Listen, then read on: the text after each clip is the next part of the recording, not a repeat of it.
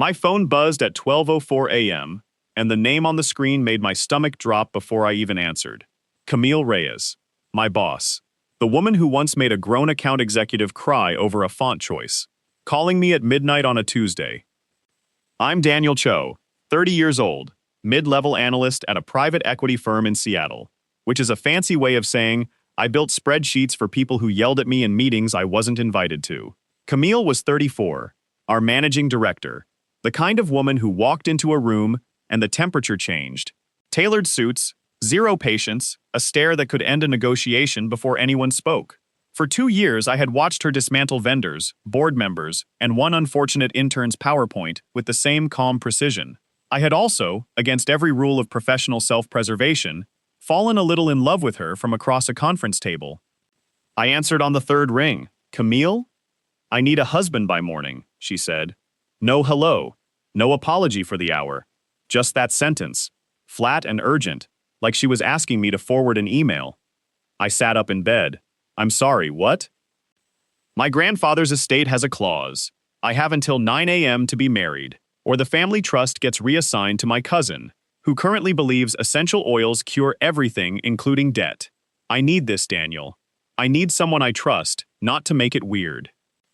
And you called me because you're the only person at that office who's never once tried to flirt with me in an elevator.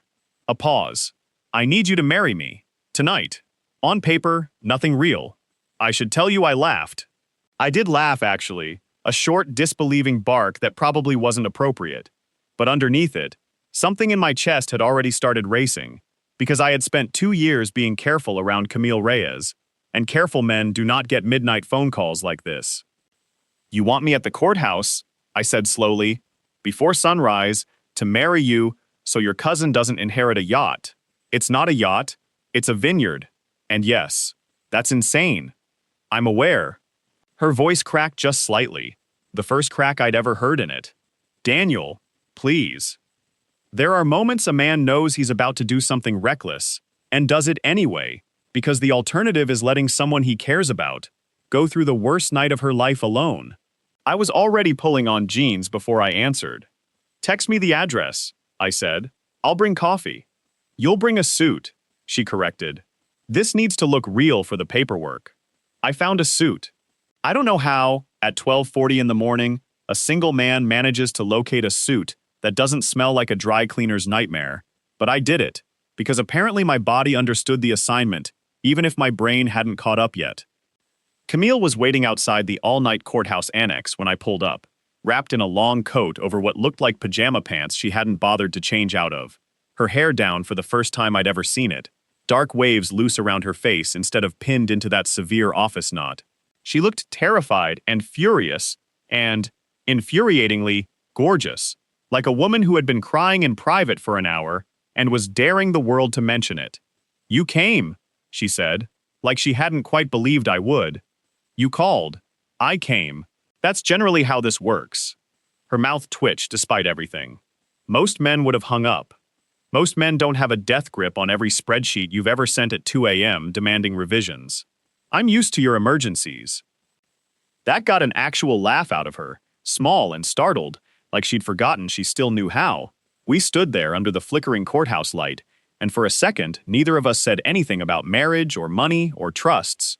She just looked at me, the way you look at someone when you've run out of armor. This isn't real, she said quietly, like she was reminding herself. You understand that.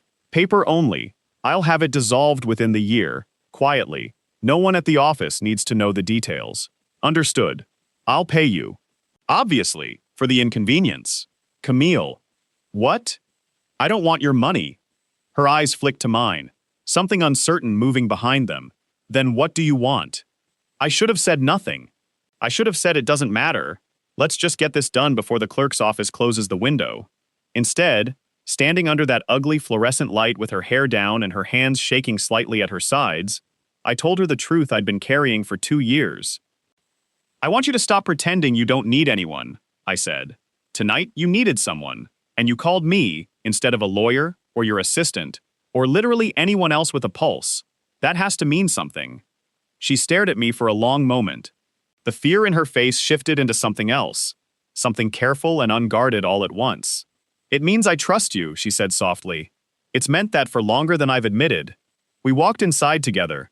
Somewhere past the metal detector and the bored night clerk and the world's least romantic fluorescent lighting, Camille Reyes slid her cold fingers into mine and didn't let go.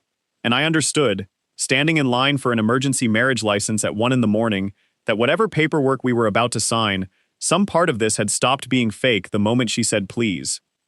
What would you have done if your boss called you at midnight asking you to marry her by morning? Have you ever had a moment where a favor turned into something real? Tell me your story in the comments.